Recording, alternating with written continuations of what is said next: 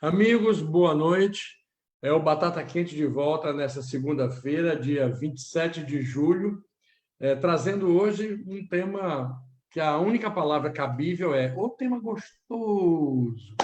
Nos quatro cantos do mundo, brasileiros e brasileiras estão investindo tempo, dinheiro e criatividade na promoção de um dos aspectos mais importantes e gostosos da nossa cultura, que é a nossa culinária. Se antes nossos pratos, nossos quitutes, doces eram descobertas exóticas de quem, por alguma razão, tinha a sorte de saboreá-los em eventos e festa de amigos brasileiros aqui no exterior, hoje é cada vez maior o número de norte-americanos, hispânicos, europeus, japoneses, que incluem as delícias brasileiras em seu cardápio diário. E isso se deve não apenas ao interesse despertado por nossos sabores. Há, por trás disso, um trabalho de brasileiros que, vivendo no exterior, colocam a nossa culinária como plataforma de negócio que não se limita apenas à comunidade brasileira, como era até então. E hoje nós temos aqui 6 maravilhosos exemplos dessa vitoriosa conquista dos paladares gringos pelo mundo. Eu quero, em primeiro lugar, agradecer a todos e, de cara, cumprimentar ela que fala direto de Osaka, no Japão, Aline Okumura Shiroiva, confeiteira, boleira, doceira. Ela é proprietária da Aline Cakes Japan e da Aline Cakes Trop Class, Congresso Internacional. Atua há 14 anos no Japão na área de confeitaria, com cursos na Le Cordon Bleu e cursos de flower cake coreano, que é uma arte, é uma delicacy. Atualmente cursa a Faculdade Tecnológica de Gastronomia. Boa noite, Aline Okumura. Boa noite, é um prazer Bom estar dia aí para você, né? Bom dia aí para você. Isso, aqui é bom dia, aqui é 9h30 da manhã, e é um prazer estar aqui com vocês. Eu até hoje não me conformo de não ter comido aquele cake que você ensinou a fazer no Focus do Japão do ano passado. Eu tinha que dizer isso. De Los Angeles, Daniela Demétrio. Ela é nascida em Santo André, São Paulo, e é dona da Ubatuba Açaí, com 10 lojas espalhadas pela Califórnia. Sempre trabalhou muito, ela se orgulha disso, e estudou graphic design, além de ter cursado diversas classes de business. Boa tarde. Aí eu tenho que me lembrar onde é que você está. Boa tarde, Daniela. Boa noite, é o fim de tarde. Fim de Obrigada tarde. pelo convite. Estou bem curiosa de como vai ser tudo aqui. Já está sendo bom só estar com vocês aqui. É uma pena que a gente não tenha acesso aos sabores que vocês representam. Bom, é um colega, um amigo querido que eu estou reencontrando depois de muitos anos, com um prazer muito especial, mas é também um profissa de primeiríssima linha. Ele está em Orlando, falando ao vivo de Orlando, Nailton Lantier, do Food Truck Comida Baiana, soteropolitano, radialista, empresário. Ele mudou-se para a Califórnia em 2013. Em 2015, graduou-se como chefe pelo College of Culinary Arts Le Cordon Bleu de Los Angeles. Mudou-se para a Flórida em 2017, onde é Executive Chef do Fish Camp Lake Eustis. E, ano passado, inaugurou o primeiro food truck de acarajé dos Estados Unidos, o The Acarajé. Boa noite, Nailton.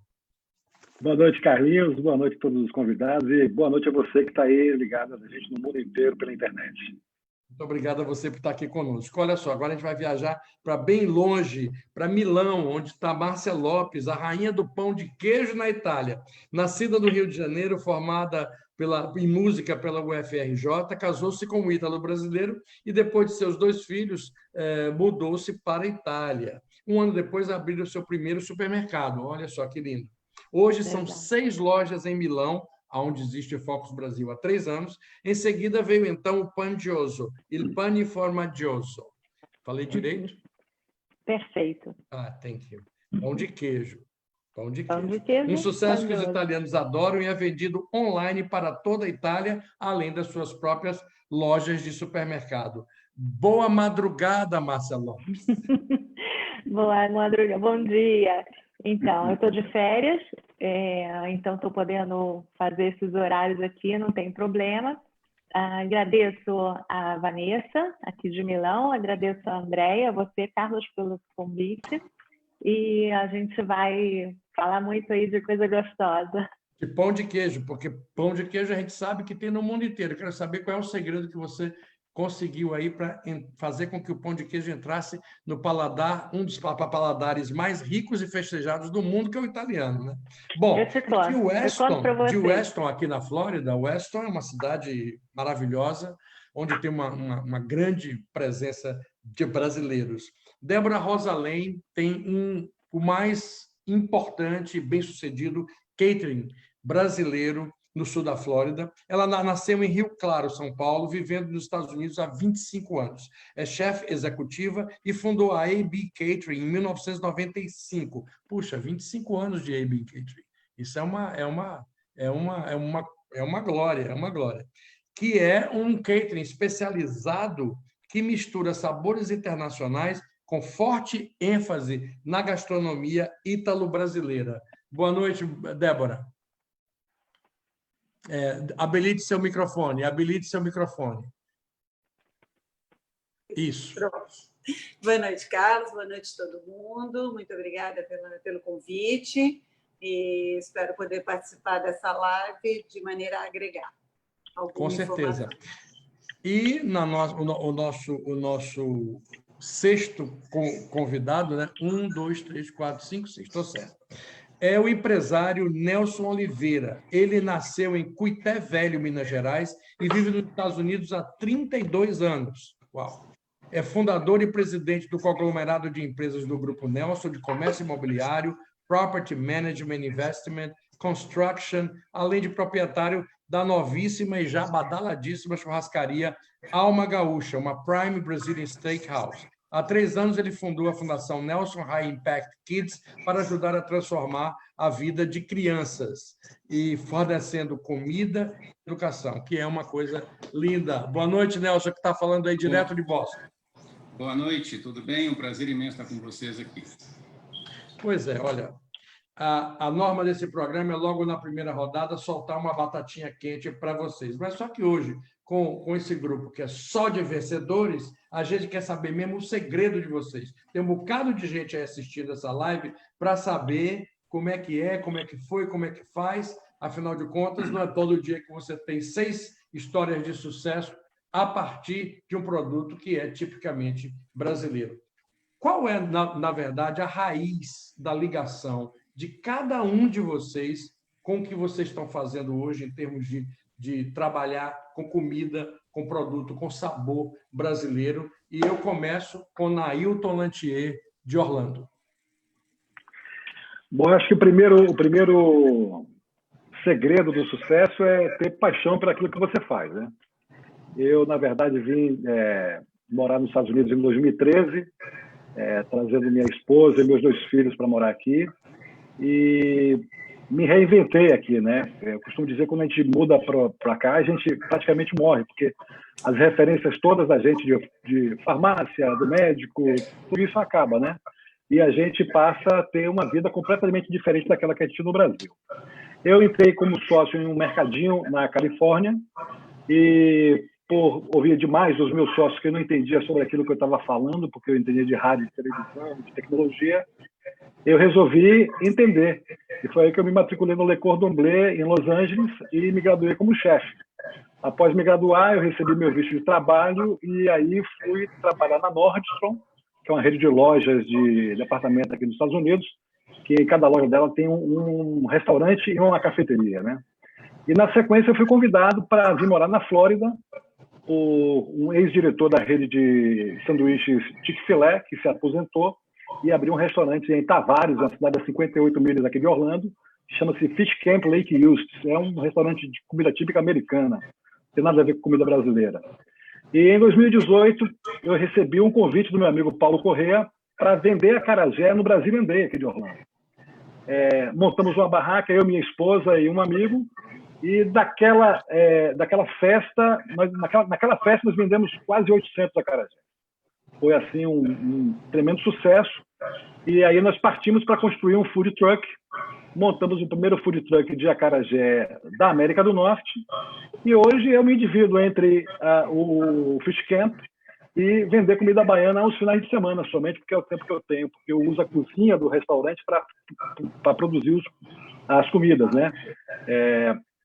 Algumas pessoas não devem saber disso, mas aqui nos Estados Unidos é proibido você cozinhar em casa para vender de forma profissional. Pode fazer algumas coisas de forma artesanal, mas em casa é proibido você cozinhar. Então, eu cozinho todos os nossos produtos em nosso restaurante lá em Tavares e faço a entrega nos domingos até as 2 da tarde, né? Eu acredito que o maior sucesso disso tudo é que é uma comida diferente. Os Não, peraí americanos que você já está respondendo. Peraí que você já está respondendo a pergunta que eu ainda não fiz. Você já respondeu. Você já respondeu. Fica quietinho aí.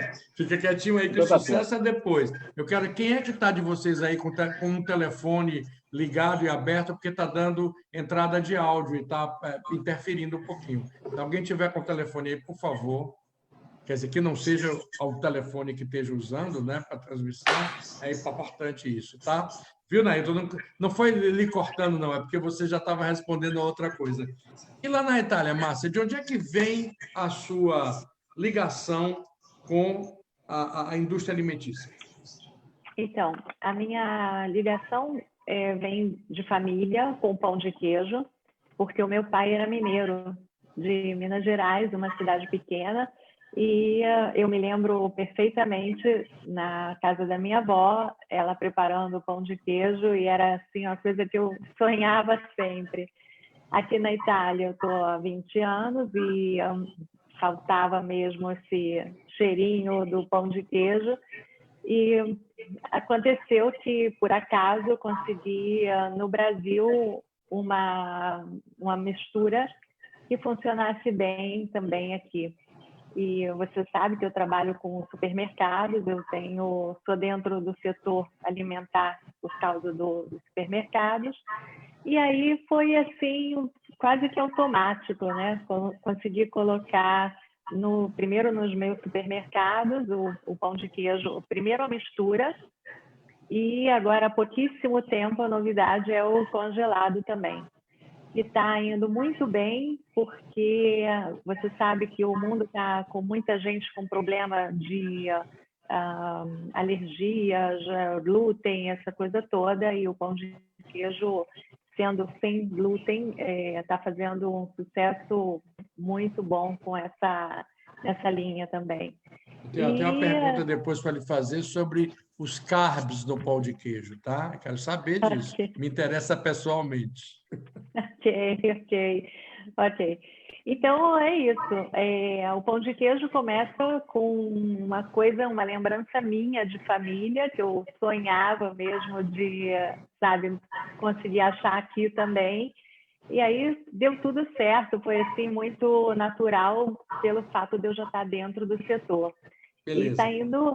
E está indo bem até o congelado. Eu não quero saber de como é que está indo ainda. Eu não quero saber. Eu estou perguntando sobre a ligação de vocês. Já avancei. E você, Aline? De onde é que vem essa ligação sua com a culinária e para o trabalho? Bom, eu comecei aqui um pouco pela necessidade, por causa da minha filha que tinha alergia e eu não podia... Ela tinha uma imunidade muito baixa, mas trabalhar, fazer as coisas, bolo eu já fazia no Brasil, mas para hobby, né? E aqui, sem querer, eu fui na necessidade de descobrir uma fonte de renda. E hoje o meu foco e o meu carro-chefe são os bolos gelados, que é onde a gente vem e pega aquela lembrança afetiva do Brasil. Também tem os bolos decorados, personalizados, onde eu faço minha especialização. Mas o meu carro-chefe mesmo é os bolos gelados, que lembra aquele saborzinho do Brasil, porém com uma pegada mais suave para atender o público japonês e as outras nacionalidades aqui no Japão também. Beleza, Aline. E você, Débora, de onde vem essa sua ligação com a gastronomia? De família, Carlos, com certeza. Eu sou neta de cozinheiro italiano, meu avô era um excelente cozinheiro e açougueiro. Sou, por parte de mãe, e neta de mineira, e por lado de pais eram portugueses, e minha avó era marmiteira. Então, eu cresci na cozinha, né? Eu cresci envolvida com comida. Não fui para esse lado, em princípio, na vida, sou jornalista por formação, Mas quando eu cheguei aqui, como disse o Hamilton, a gente nasce de novo, né? Ele diz que eles o termo a gente morre, eu diria, a gente nasce americano, então a gente tem que aprender a falar, aprender tudo, né? Como um bebê. E aí, para que lado ir, acabou sendo a culinária o lado mais forte. Beleza, Débora. E você, Nelson? Eu sei que a gente lê a sua biografia, vê que você é um empreendedor, mas o que é que representa você agora estar investindo numa área de alimentação? Bom, quando eu cheguei aqui, eu trabalhei 10 anos na área culinária, também fiz muito peixe e aprendi toda a área em geral, do restaurante geral. Fiz 2 anos de administração de cozinha, depois fui para a construção, quase 20 na construção, surgiu a oportunidade agora com o Anderson, que trabalha há muito tempo no ramo, de fazer uma churrascaria. Então, para mim, isso é uma coisa que teria que ser com excelência. Então, primeiro nisso, fizemos uma coisa que podemos servir o público americano e também o público brasileiro. E, para mim, teve 4 pilares que foi fundamental para a abertura disso aí. Primeiro foi o produto, qualidade. Nós estamos com carne primeira, os melhores produtos, melhores qualidade de carne no mercado, que a gente compra, você está falando com carne primeira. Customer service, um customer service que os brasileiros merecem, todo mundo merece ser bem tratado. E o quarto, cada pessoa alimentar, também, cada pessoa que alimenta dentro, uma parte ali é doado para doação para alimentar as crianças. Então, cada pessoa que alimenta dentro, automaticamente alimenta uma criança. Nas 4 primeiras semanas, nós tivemos a graça de estar aberto 3 semanas antes da pandemia. Mas durante as 3 primeiras semanas, tivemos 4.000 pessoas que passaram por ali. E dali conseguimos doar 4 toneladas de comida para a África, além do que eu já faço, né? Então, a sua ligação com o setor já existia muito antes de você, inclusive, trabalhar e desenvolver suas empresas na área da construção. Então, você já tinha sua passagem pela cozinha. Sim, eu tenho know-how de administração da cozinha, tudo, né? Beleza, ótimo. Ficou você para o final, Daniela. Como é que é? A história da Daniela deve ser assim, né? Eu era surfista, Não, açaí. Tô brincando. Como é que era? não. Eu já estou aqui há 24 anos. E eu sempre, desde um momento, eu comia açaí no Brasil, né? Eu fui visitar e começou a surgir o açaí lá. E aí eu servia muito para minha avó. Eu levava para minha avó comer lá em Ubatuba, minha avó morava lá. E ela adorava, e ela não podia, porque é muito frio, e eu escondia da pessoa que cuidava dela para servir para ela. E aí, quando eu vinha para cá, o açaí era muito ruim, né? E eu não sabia o porquê, eu não entendia. Aí eu falei, eu tenho que descobrir o porquê. Eu fiquei 1 ano pesquisando o que faz o açaí não estar igual ao Brasil. E aí eu descobri, resolvi importar o açaí e abrir a primeira loja. Então, a gente traz direto. A gente não tem uma pessoa no meio do caminho, né? Que eu compro. Então, o preço cai por causa disso e eu consigo colocar mais açaí na minha base. E as outras pessoas que compram de alguém aqui têm que pôr menos. Então a vontade de trabalhar com açaí veio do seu prazer em comer o açaí.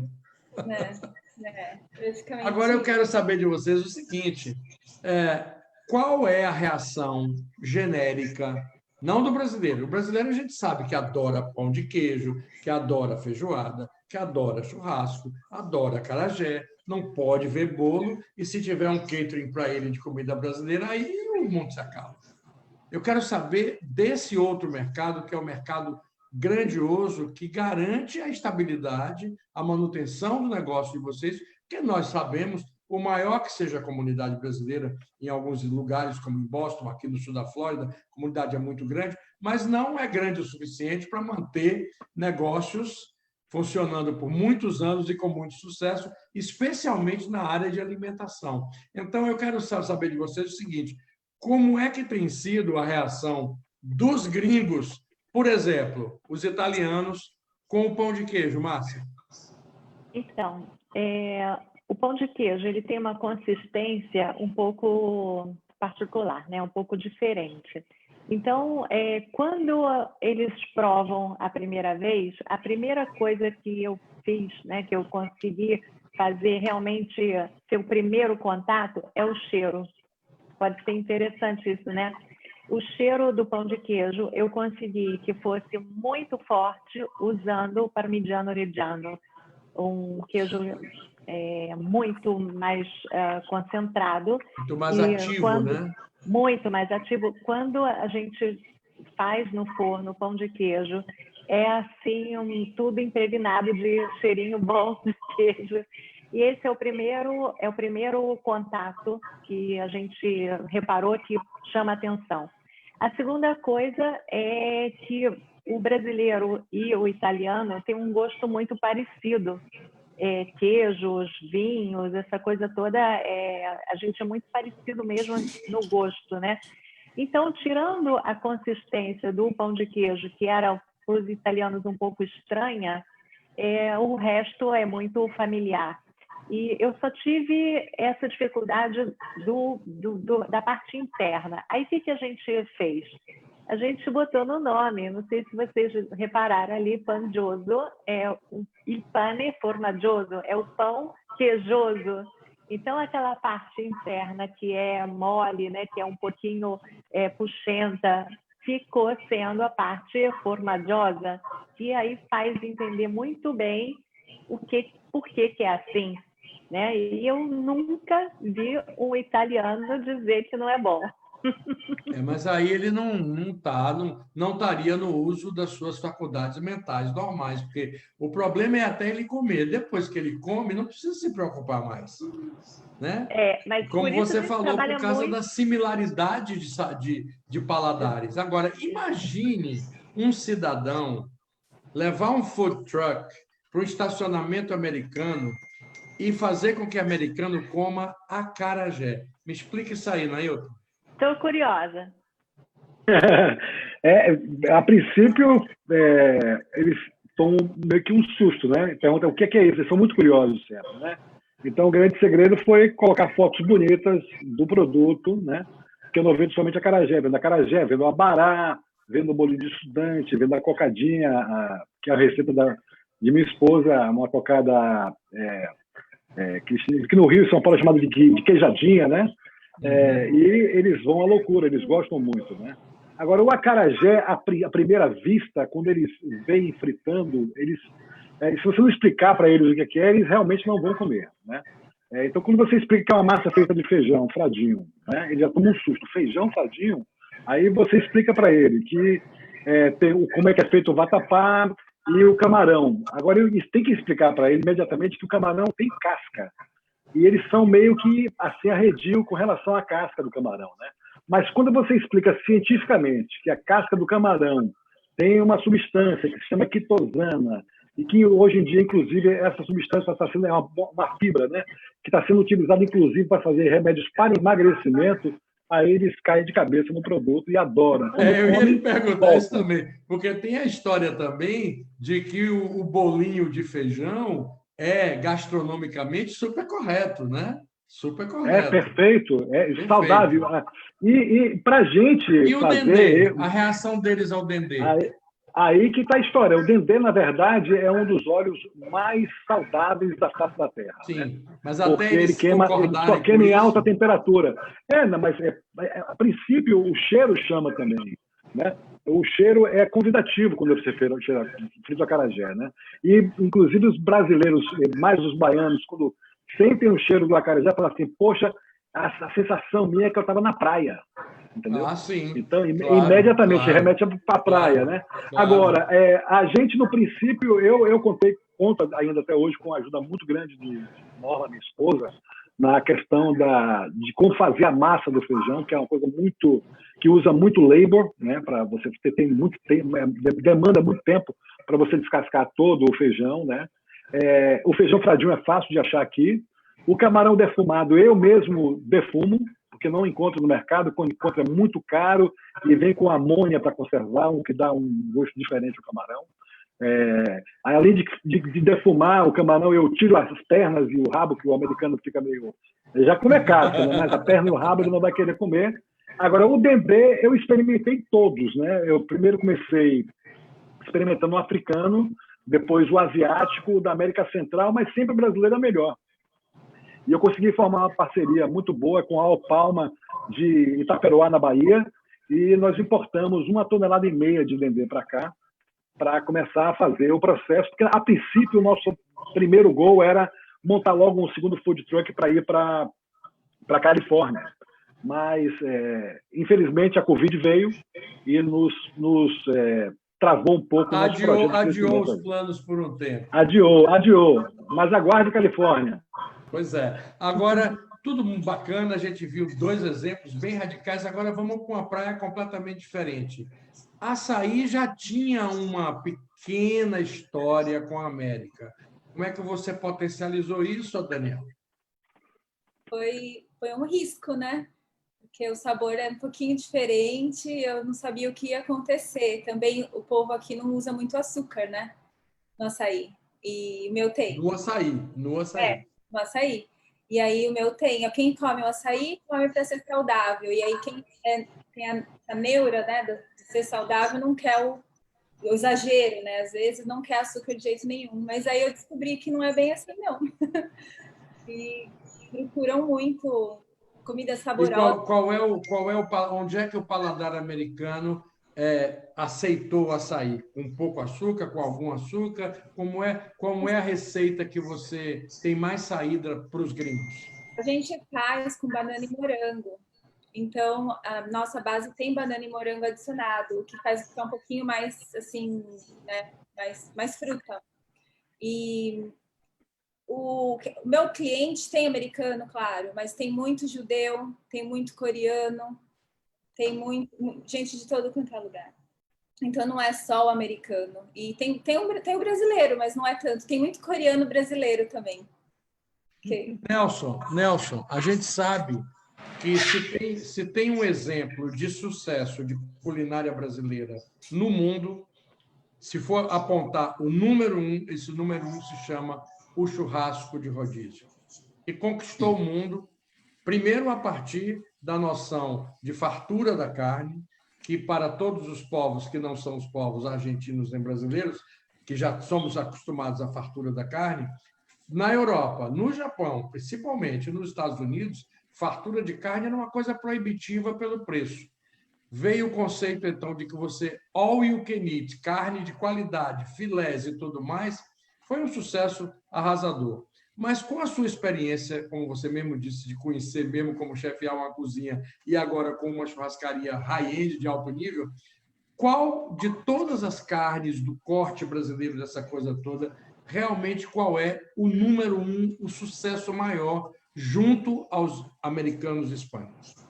Eles gostam muito da picanha, que é uma carne bem tradicional brasileira, mas vai com ribeye e vão também com filé mignon e também a costelinha de carneiro.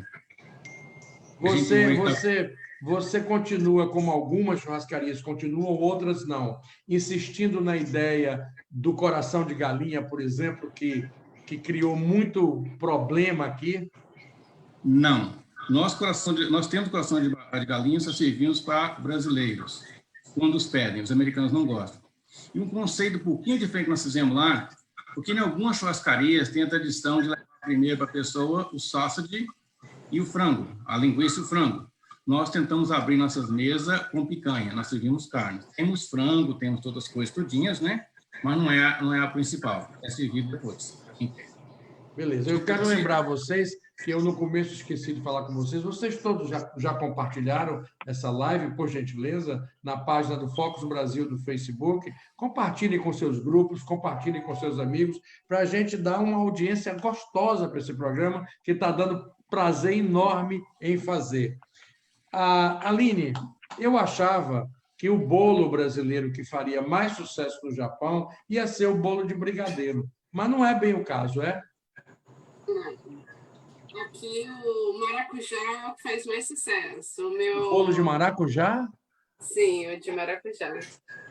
Eu desenvolvi em 2015 uma receita de bolo gelado, mousse de maracujá com leite ninho. Esse bolo de maracujá, ele me deu uma estabilidade de vendas muito grande, principalmente no verão, que aqui o nosso verão, é um verão extremo, né? Mas por ser muito curto, ele é muito extremo, né? Nós temos só 2 meses realmente de verão. E como no verão é um pouco complicado trabalhar com os bolos decorados, principalmente como eu envio bolos para o Japão inteiro, eu tinha um pouquinho de problema com esse detalhe do verão, né? E foi onde que em 2015 eu comecei a iniciar uma linha de bolos gelados, e o nosso top de vendas era o mousse de maracujá com leite ninho, né? E até hoje ele é o mais vendido e é muito procurado tanto para os brasileiros como para as outras nacionalidades e até os japoneses. E foi também onde eu lancei os bolos gelados no pote, né? Bolo gelado no pote. E hoje eu tenho uma linha de bolos gelados no pote que, nesse mês, ele foi 100% legalizado para entrar no mercado tanto japonês como brasileiro, como forma de distribuição. Nessa sua linha de produtos do pote, que eu sei o que é, porque eu tive acesso a isso no Japão, qual é o campeão de vendas? É o maracujá? Maracujá. Olha só, tá vendo? Que lindo. É o maracujá. Mas, O Débora japonês... Rosalém, você... Desculpe. Pode concluir, Aline, pode concluir. Os japoneses são muito curiosos pelos sabores tropicais, então maracujá e coco, por mais que possa parecer, ele é muito atrativo para os japoneses e outras nacionalidades também. Coco é hoje em dia o fruto da moda no mundo inteiro, né? Além de todas as variedades relacionadas ao coco, por causa das vantagens do óleo de coco, enfim, coco está mais do que na moda. Dona Débora, a senhora lida com catering para grandes empresas. O que a senhora faz quando quer introduzir alguma coisinha brasileira no processo? Se você já fez isso, e o que você fez que deu mais certo nesse contexto? Bom, eu sempre introduzo, né? Porque eu acho que quando você fala em comida, você está falando em cultura, né? E a nossa cultura. Então, eu sempre enfio alguma coisa nossa no meio. O produto mais aceito, né, no catering por americanos e hispanos, que a gente tem que lembrar que eu estou na Flórida, né? Eu tenho uma quantidade monstruosa de hispanos e muito poucos americanos, né? Na verdade, eu trabalho muito mais com a América Latina e América Central. Então, o pão de queijo, sem dúvida nenhuma, e o nosso pudim de leite condensado.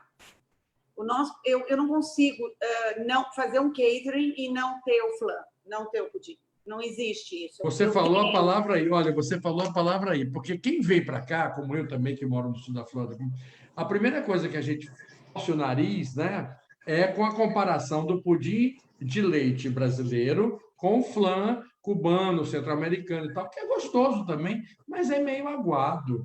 É diferente. Ele é estranho, ele é meio aguado. Aí o brasileiro se revolta e ele quer o pudim brasileiro. E não é que o diacho do pudim brasileiro não está se impondo no mercado aqui. Eu achava que os cubanos iam lutar até o último para não deixar isso acontecer, mas não tem jeito. Acho que nós estamos ganhando. Estamos ganhando, porque eu vejo que hoje em dia, isso é uma coisa que eu não sei aonde no mundo mais acontece, mas aqui no sul da Flórida é muito peculiar, é outro mundo, outro mundo. Aqui do lado da minha casa tem um restaurante cubano e eu vou muito, porque eu adoro comida cubana.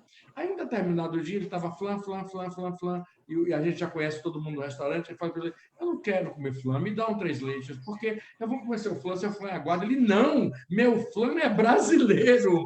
Me fornece é uma brasileira. Eu digo: então passe a anunciar lá, flan brasileiro. O flan está assim, pois. Ele ganhou, olha, ganhou o mercado. Bacana você ter falado isso aí. Eu tenho que... Olha, eu não sei o que está acontecendo. Uma audiência absurda. Eu tenho que fazer umas referências e vamos começar as perguntas, porque nós já passamos da metade do programa. Ok? Então, olha que loucura. Eu não vou conseguir ler todo mundo, não. Olha, a Marília Cavalcante, do Rio de Janeiro, Nadir Lima, de Miami, Cecília Hertel, dizendo que adora o Ubatuba Açaí, o Nicolas Hertel, que é também fã do Ubatuba Açaí, Ariela, Cecília, William Mazola, Matheus da Silva Leal, dando um alô aí para a Aline. É para você, Aline. o Nadir Lima... A Nadir Lima perguntando onde é que vende o acarajé de Nailton.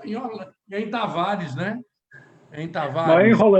Eu entrego em Orlando área, em toda a área de Orlando. Depois vocês vão ter a oportunidade de dar os contatos, todos vocês, porque se eu não fizer isso no dia de hoje, eu tô aniquilado. Todo mundo vai estar... Fica aí vocês tudo ou gravando, né, ou pegando depois, porque o programa fica disponível tanto na plataforma do Focus Brasil quanto no canal Focus Brasil do YouTube. Depois já sabe que no final do programa vai ter e-mail e telefone de todo mundo. Pode fazer reserva no Alma Gaúcha, pode comprar açaí, pode comprar pangioso, que entrega no mundo inteiro, pode encomendar bolo Aline, vai demorar um pouquinho de chegar, mas vai chegar. Entendeu? Então, a Paula Serrana, Cecília Artel, Marilene Almeida, Evelyn Matsushita, do Japão, Thelma Santos, de Minas Gerais. Meu Deus, muita gente. Gente, me perdoe, eu não vou ter condição. São centenas de pessoas. Eu vou partir já para as perguntas. A pergunta de Mário Macuda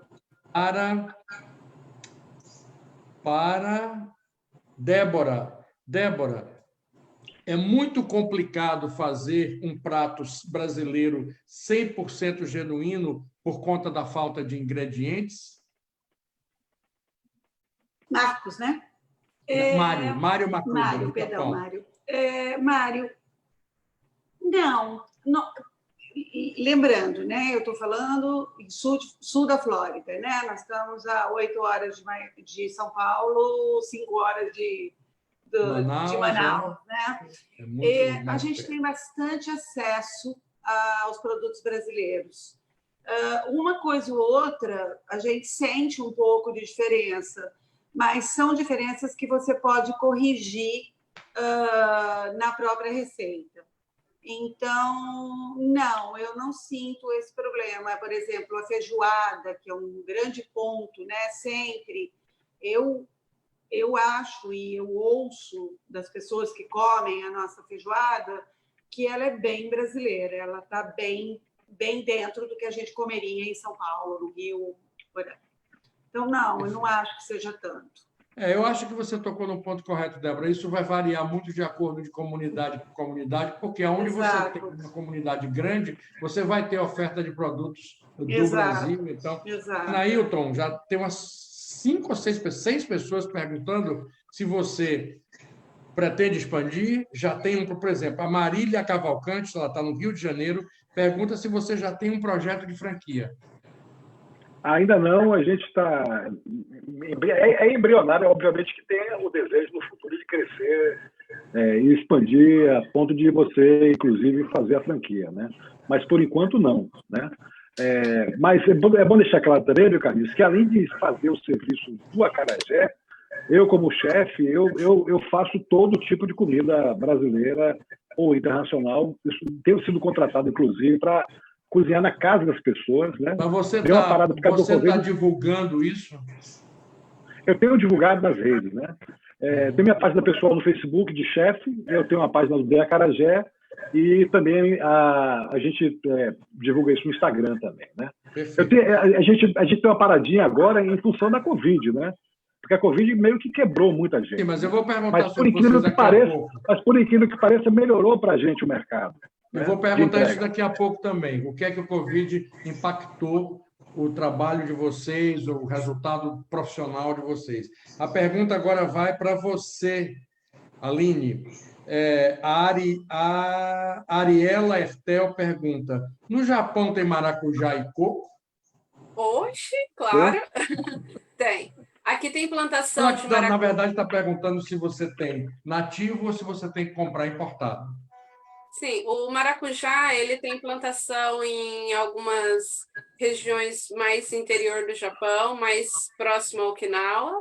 E o coco, na realidade, ele é importado. Ele vem da Tailândia e Filipinas.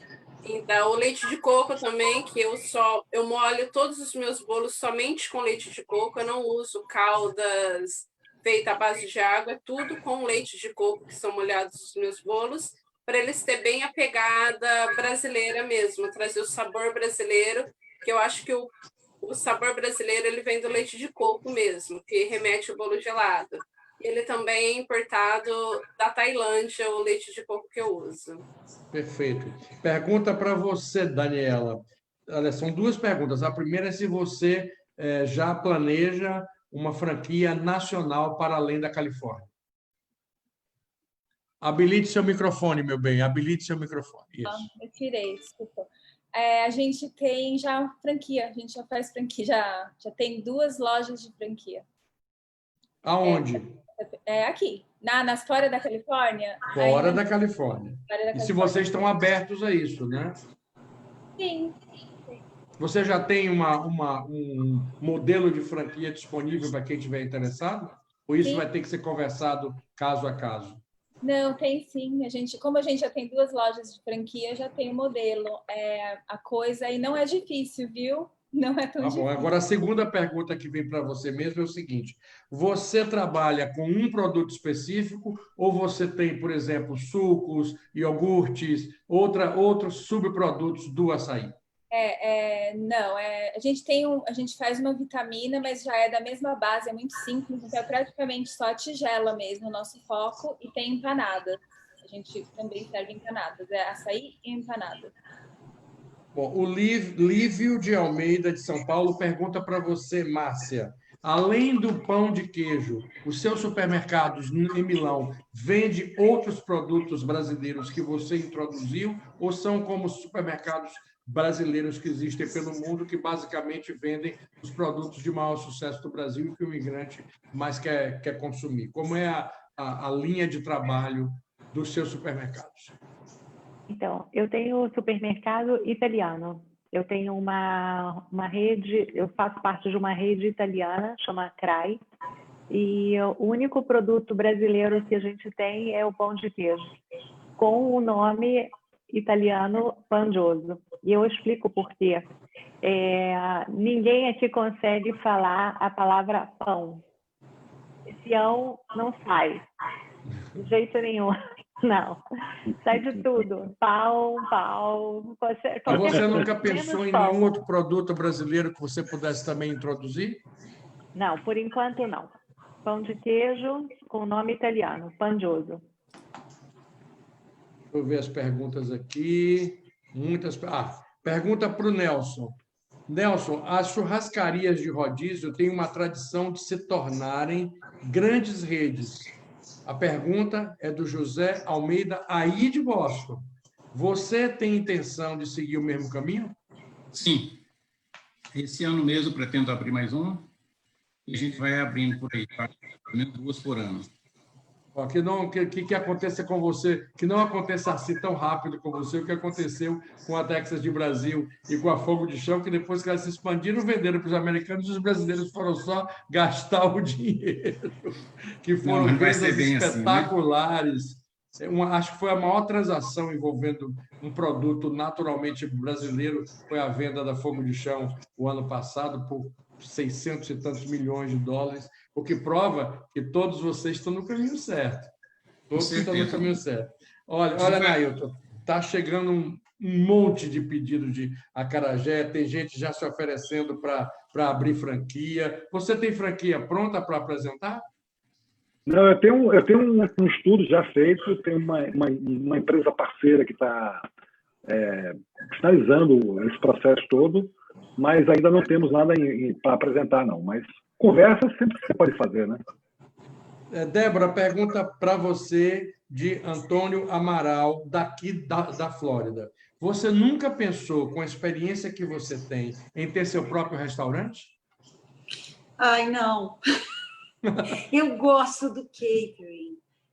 Eu não tenho uma personalidade para ter uma porta aberta e esperar o cliente. Isso me daria angústia. Sabe o dia de restaurante vazio? Nelson, que a gente... Imagina agora, hein? Imagina agora. Não, imaginou agora? Não é minha personalidade. Eu gosto do catering. Eu gosto da dinâmica do catering, das festas, dos casamentos e principalmente do catering corporativo, que é a minha grande paixão. Eu não tenho personalidade. Eu vou perguntar a vocês na rodada final, eu ainda tenho 2 ou 3 perguntas importantes para fazer aqui, sobre como a pandemia Covid-19 afetou o trabalho de vocês. Eu sei por já ter conversado com alguns, que teve gente que, muito pelo contrário, o problema não está tendo nenhum. E tem gente que realmente está tendo que ser muito criativo para manter as coisas andando. Né? Mas isso é já já. Porque... Posso só fazer Pode, claro, claro. Só fazer claro. Mas, olha, quem tiver vontade de comida brasileira, sul da Flórida, a gente entrega, viu? A gente não é restaurante, mas a gente vende a nossa comida. Bom, e você sendo um catering, você pode atender o tamanho de pedido que for, né? Que quiser, não é, Carlos? Com certeza. Com certeza. A pergunta é para você, Nelson. Outra pergunta para você. A Marília Cavalcante diz: eu vejo os gringos nas churrascarias comendo muito, mas muita carne. Como é possível ter lucro com um preço fixo se eles estão comendo só carne? Eles não comem farofa, nem maionese, nem banana frita, nem nada. Eles só comem carne. Como é que faz para ter lucro com isso aí? Na média, a gente não vai numa pessoa só, né? Eles comem, muitas vezes, comem devagar, o americano come devagar, e ele vai degustando a carne. Ele come o sabor de uma carne, ele não somente come, ele degusta a carne e leva muito tempo comendo, porque ele come bem devagar. E às vezes não come tanta carne assim também. Come bastante, mas não tem problema. Porque a gente eu acho que Marília fez uma observação que eu também faria. Eu já me perguntei isso algumas vezes, porque o brasileiro ele gosta da carne, mas a gente não come um churrasco sem uma farofinha. Não come, a gente tem sempre aquelas coisas. Os amigos gringos da gente, quando a gente leva numa churrascaria, meu amigo, é preju, porque eles comem carne como se não tivesse amanhã. Olha, tem mais pergunta aqui. O Nicolas pergunta para você, Daniela, como você mantém a qualidade tendo tantas lojas para tomar conta? Pergunta difícil. Realmente é difícil. É bem complicado. Tem que responder, né? Muito trabalho tem. É muito trabalho mesmo, né? Muita atenção ao detalhe, fidelidade de um time, né? De pessoas que ajudam e que também concordam com a ideia de manter a qualidade, né? Então tem bastante controle. Muito grupo no WhatsApp. Muito grupo, né?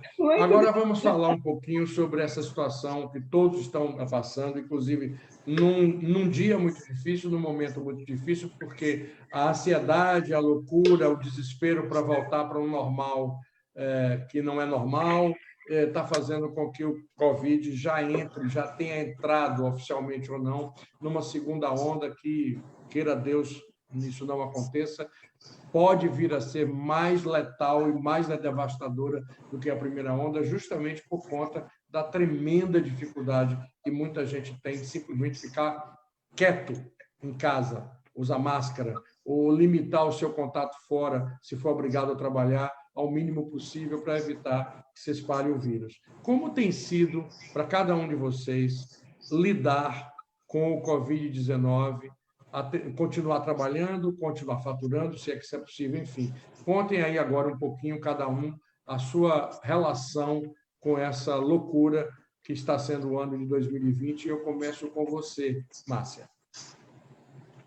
Nós trabalhamos muito com supermercados. Você pode imaginar que a gente teve diversos desafios, a parte toda de logística, porque a gente tinha fila o dia inteiro, não podia estar com o supermercado aberto quando chegava a mercadoria, uma série de medidas para poder evitar contato com as pessoas.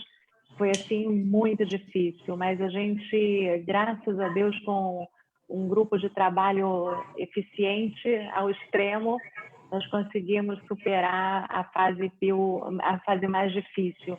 Vocês continuaram atendendo o público com delivery? Sim. Nós continuamos atendendo normalmente. O meu grupo trabalhava 14, 15 horas por dia para poder receber. Arrumar tudo, e foi assim terrível, mas superamos. Com certeza. E no Japão tem uma história bem peculiar com o Covid. Foi primeiro uma negativa, um escondido, aí de repente não estava tão escondido, aí de repente estourou uma crise de contaminação em Tóquio. Aline, conta a sua história. como é que está em Osaka, porque Osaka fica bem mais ao sul do Japão e é a segunda maior cidade do país. Osaka, aqui em Osaka, por ser a segunda maior metrópole do Japão, vem depois de Tóquio, né? Então aqui nós temos muitos turistas, né? Só que o meu caso ele é um pouco diferente acho que do restante das outras pessoas daqui, né? Do Batata Quente. Do grupo. Do grupo, porque eu não trabalho de portas abertas, eu não recebo clientes no meu ateliê. Aqui eu tenho um ateliê, um espaço onde a única pessoa que entra nele sou eu. Então, como eu trabalho com envios por transportadora para o Japão inteiro, não alterou muito o meu trabalho. Eu mantive o mesmo ritmo de vendas. Mas aumentou seu faturamento, não esconda, não. Aumentou seu faturamento, porque o povo em casa quer comer doce para ser feliz. Sim, uma coisa que aqui eu já fazia, que o resto da confeitaria do mundo, principalmente os brasileiros lá no Brasil, que não fazia antes, eu já fazia aqui, era montar kit festa pequeno, que é só para família, porque aqui no Japão é muito natural as pessoas comemorarem entre família primeiro, né? Então, um bolinho pequeno com um pouquinho de salgado e uma quantidade mínima de doces. Então, eu só tive que manter um pouquinho mais ativo aquilo que eu já fazia, né? Fazer algumas... O que me deu muito trabalho aqui, está tendo ainda, é administrar o fornecimento de matéria-prima, que as empresas em si, os importadores, estão tendo muito atraso com caixa de bolo, produtos que vêm de fora, que está tendo muito atraso para chegar até o meu ateliê. Então, essa parte, eu tive mais problema com o fornecimento de matéria-prima em relação ao Covid do que em relação às vendas. Eu tive que cancelar pedidos por falta de matéria-prima. Então, para mim, eu mantive o mesmo nível de vendas e até aumentou. Eu acho que ela está sendo modesta, ela está ganhando muito mais dinheiro do que antes, mas ela, como é japonesa, ela não quer entregar ouro. Débora Rosalém, como é que foi administrar sua empresa no meio dessa confusão? Foi aquela palavra que agora a gente usa pouco, né? Reinventar, se reinventar.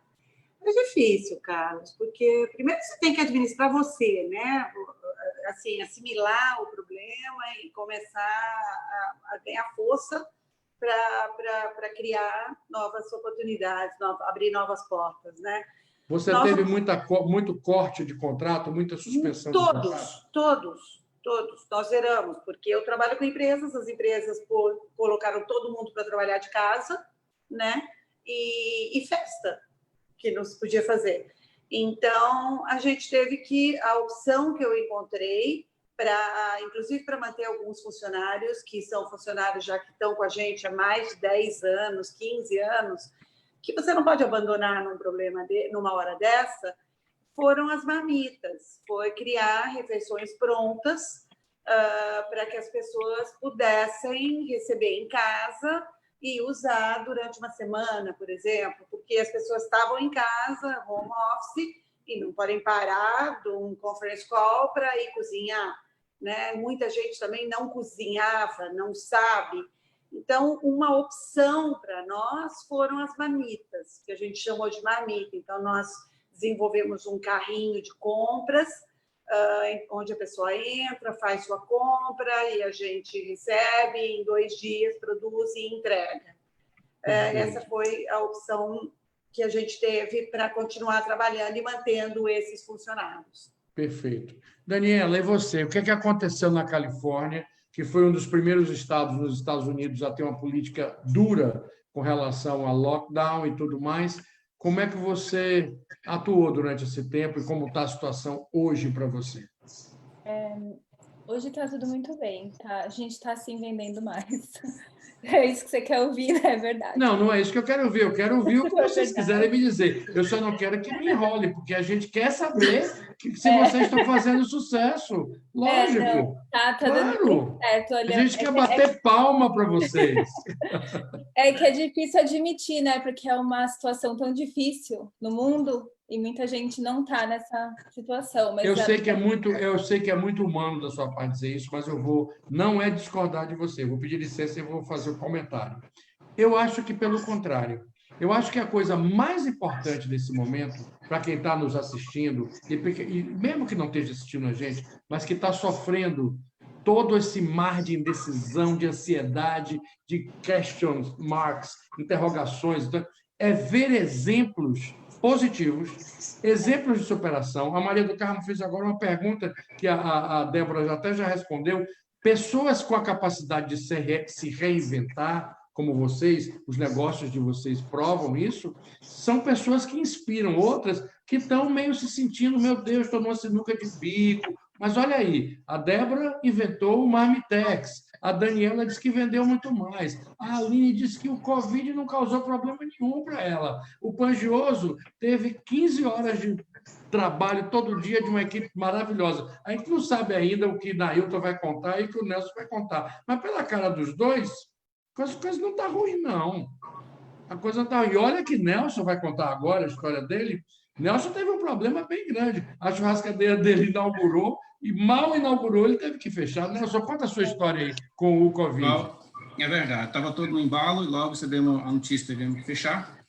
Então, a gente está do outro lado, de frente ao Convention Center, onde estava tudo agendado para esse ano. Esse ano eu posso passar 600 mil pessoas no Convention Center.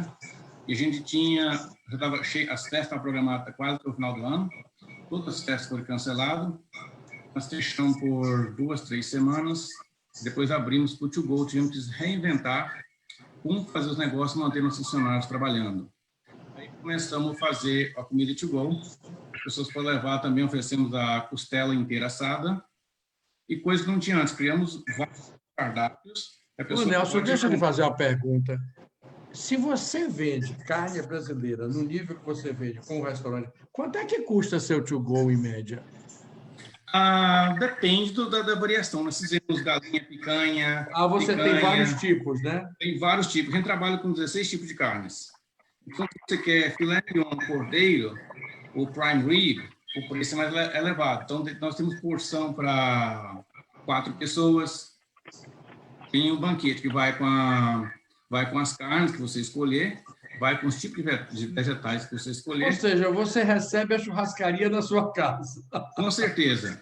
E agora também, adotamos também agora fazer o churrasco na casa da pessoa. Se você queira, já acabamos de fazer um queijo. Mas agora já há essa abertura, porque Massachusetts voltou a ter uma política de restrição esse final de semana, né? O número reduzido de pessoas. A gente trabalha hoje muito com cuidado especial.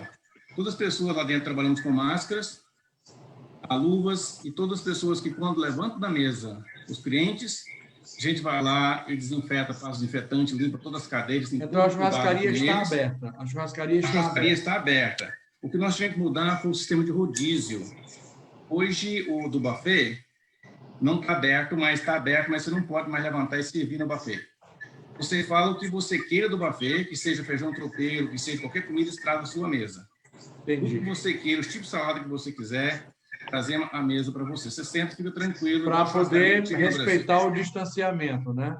Com certeza. Então, as mesas hoje reduzimos a capacidade. As mesas têm que ficar 6 pés de distância, né? Onde tinha lugar para 250 pessoas, agora baixou para 110 lugares. O mais importante é que você está reabrindo e Deus queira que não aconteça nada nessa sua retomada de trabalho. E, Nailton, qual é a história que você tem para contar? Pela sua cara, não é uma história triste, não. Não, para a gente aqui mudou tudo, na verdade, né? Então, a primeira ação foi ter que fechar o food truck, né? Deixar o food truck guardado no depósito, que até então não tinha mais nenhum evento na rua e você não podia ir para a rua, que nós passamos por aquele momento de quase lockdown na cidade. Um lockdown meio que imposto até pela própria sociedade, porque os hotéis fechavam, a Disney fechada, o Universal fechado, todos os parques fechados, hotéis fechados, então perdemos todos os turistas na cidade. Do ponto de vista técnico, a vigilância sanitária determinou que os restaurantes fossem fechados no primeiro momento e, na sequência, foi autorizado que fosse feita o To Go e o Delivery, né?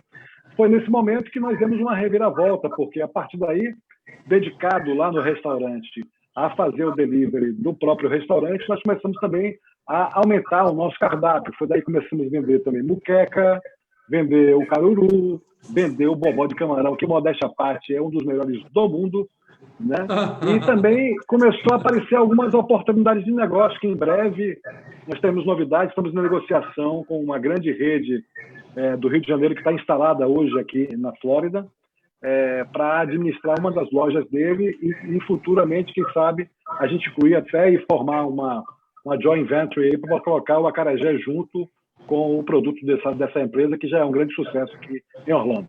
Acarajé é talismã. Botou, vendeu, não tem para outro. Mas eu cortei a Daniela quando ela estava começando a contar a história dela. Não pense que eu me esqueci, não. Estou voltando para encerrar com você essa rodada, para contar a história que você falou que ficava até assim, meio e tal. Eu te falei, o sucesso de vocês é inspirador. Vamos lá. Sobre a Covid? Sobre como ficou? Sim, claro, claro. Então, a gente teve a primeira semana, foi o mesmo susto, né? Tudo diferente, cortei assim o time, né? Mandei algumas pessoas até embora, para falar a verdade, porque achei que não fosse dar certo. E depois a gente conseguiu, 2 semanas depois percebemos que começamos a vender mais. Então, foi voltando ao normal, e de normal agora faz 1 mês a gente está vendendo mais ainda que vendia antes. Eu estou assim, bem chocada. E a gente está abrindo mais 4 lojas. Estou montando agora. Certeza, está vendo aí? São histórias inspiradoras que vão determinar essa rodada final, onde vocês agora vão falar, nós já chegamos ao final do programa, vocês vão falar olho no olho, milhares de pessoas assistindo, e muitos elogios a vocês, um orgulho muito grande por vocês estarem fazendo sucesso na vida de vocês, mas carregando uma das coisas mais importantes da cultura de um país, da cultura de um povo, que é a culinária, indiscutivelmente. A primeira coisa que a gente sente saudade é do cheiro da comida. O resto é conversa fiada. Aquela saudade de amigo, aquelas coisas todas, passa rápido. A saudade da comida não passa nunca. Isso eu lhe digo porque eu sofro com isso até hoje. Mas tudo bem. Eu quero que vocês conversem com essas pessoas agora, dizendo qual é, na opinião de vocês, uma coisa, só pode dizer uma coisa, porque a brincadeira só vale se for assim. Vocês vão escolher um elemento, uma única razão que explica o sucesso de vocês como empreendedores brasileiros do exterior na área de gastronomia. Qual é a coisa que vocês consideram que foi essencial dessa aventura de vocês? No caso do Nelson é a churrascaria, no caso do Nailton é o acarajé, no caso da Aline são os doces, no caso da Débora é o catering, no caso da Daniela é o açaí e no caso da Márcia é o pão de queijo e o pão de osso. Qual é, na opinião de vocês, o fator mais relevante para o sucesso do trabalho de vocês na gastronomia? Aline? Persistência. Persistência, ponto final? Persistência. Você tem que persistir muito. Márcia? Dedicação.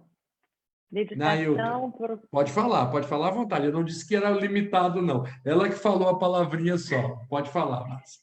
Procurar sempre ver a coisa do lado do cliente. Perfeito. Nailton? Eu acho que, em primeiro lugar, o que o Nelson falou logo no começo, o foco no customer service, né? Tem que focar no cliente, entender o que ele quer, mas antes de qualquer coisa, ter qualidade no produto que você serve e amor por aquilo que você faz. Beleza, Nailton. E você, Daniela? Eu ia falar persistência, ela roubou de mim. Agora vocês se resolvam lá na rua. Muita persistência. Está um pouquinho longe. Não sei. Eu tenho que tirar o meu da reta. Não pode desistir. Desculpe, Daniela, diga, desculpe. A gente não pode desistir, né? As coisas acontecem, não pode ter medo, tem que deixar, não acreditar naquilo e fazer a realidade do jeito que a gente quer, né? E não do jeito que parece que ela é. Com certeza. A realidade é a gente que faz, né? A verdade é essa. Nelson? Qual foi que o Nailton falou? É o seguinte, tem que ter a qualidade do produto, customer service e atendimento assim, bem ao cliente. Cada cliente para a gente é um rei. Você tem que ter qualidade para servir para ele do produto. Tem que superar a expectativa dele. Ele vai comer uma carne de primeira, de qualidade para ele. Se saudade do Brasil, vai lá e vai comer uma carne de qualidade. Quando isso está abrindo, nós estamos abertos 7 dias por semana também. Beleza, Nelson. Mas vocês ainda vão dar na rodada final. Está todo mundo preparadinho aí com os e-mails, os telefones? Eu quero que diga com calma, aqui não tem agonia, para que todo mundo preste atenção. E, finalmente, dona Débora Rosalém. Olha, Carlos, no lado pessoal, ser single mom, querer dar o melhor para o meu filho. E no lado profissional foi a consistência de querer, de estar sempre fazendo as coisas do mesmo jeito, com a mesma qualidade, com a mesma responsabilidade, com a mesma dor de barriga, com o mesmo nervoso. E, acima de tudo, oferecendo um produto que dá ao seu cliente a segurança de que ele já sabe o que está comprando, porque você não fica inventando coisa, né? A consistência. Isso, para mim, é fundamental. Pois é. Single mom, né? Pois é. Então, agora eu vou começar por você mesma, Débora. Pode dar os seus contatos. Bom, meus contatos. O nosso e-mail é info@abcatering.net e o nosso telefone é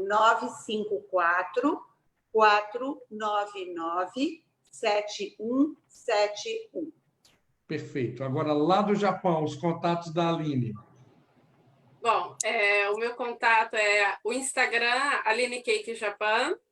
E eu não comentei muito aqui, mas eu organizo também o Congresso Internacional de Confeitaria e Gastronomia, onde várias pessoas do mundo dão aulas gratuitas no nosso congresso. O nosso congresso é @congresso.topclass. O restante dos nossos contatos está tudo lá, então fica fácil. Aline Cake Japan e congresso.topclass. Obrigado, Aline. E você, Márcia? Então, o site é www.panjoso.panjoso.it e o nosso e-mail é info@panjoso.it. Lembro que, gente, o Panjoso é com 2G, por favor. Ah, sim. E você sabe por quê? 2G. E você sabe por quê? Não sei. Não, porque vem de formaggioso. Do queijo. Sim, Nailton, seus contatos. Estamos nas redes sociais aí, @Beacarajé, THEACA, tem que ler aqui, estou me perto. THEACARAJE. Pois é, de Acarajé. De Acarajé. The Brazilian Sandwich Style. Nelson. almagaúchausa.com e o e-mail é info@almagaúcha.net. O telefone é 617-420-4900. Muito obrigado, Nelson. Daniela. A gente é o website, né? Que é ubatubaçaí.com e o e-mail é ubatubaçaí@gmail.com. Ali tem tudo. Gente, esse foi um batata quente fantástico para mim fazer, para mim estar com essas pessoas, pelo orgulho que a gente sente e pela delícia de ficar imaginando as coisas todas que se cozinha, que se fala aqui, porque realmente vou te dizer, dá vontade de sair correndo e comer alguma coisa deliciosa desse tipo, só que não tem aqui, né? Não pedi para ninguém aí, da próxima vez eu pedi um delivery paralelo. Por favor. Obrigado a vocês. Antes disso, eu quero chamar duas atrações importantes. Primeiro, eu quero anunciar que o Batata Quente desta quarta-feira tem um tema também muito peculiar. Começa com uma brincadeira, mas o papo é muito sério. A brincadeira é o tema é as aparências não enganam, né? Por quê? Porque a gente sabe que a gente vive num mundo, principalmente nós imigrantes, onde a aparência é o primeiro cartão de visita para você chegar a qualquer lugar. E é isso que nós vamos discutir. Existe muita hipocrisia nessa frase, as aparências enganam, porque é a aparência que determina o primeiro contato, e nós vamos falar sobre isso com gente da pesada, que entende disso para o mercado profissional, para se conseguir emprego, para tudo, até para a vida amorosa. Então, o Batata Quente de quarta-feira, 8h30, as aparências não enganam. Não deixe de ver. E na quinta-feira, eu quero que, por gentileza, Andréa, mostre o slide aí, que é um programa muito especial.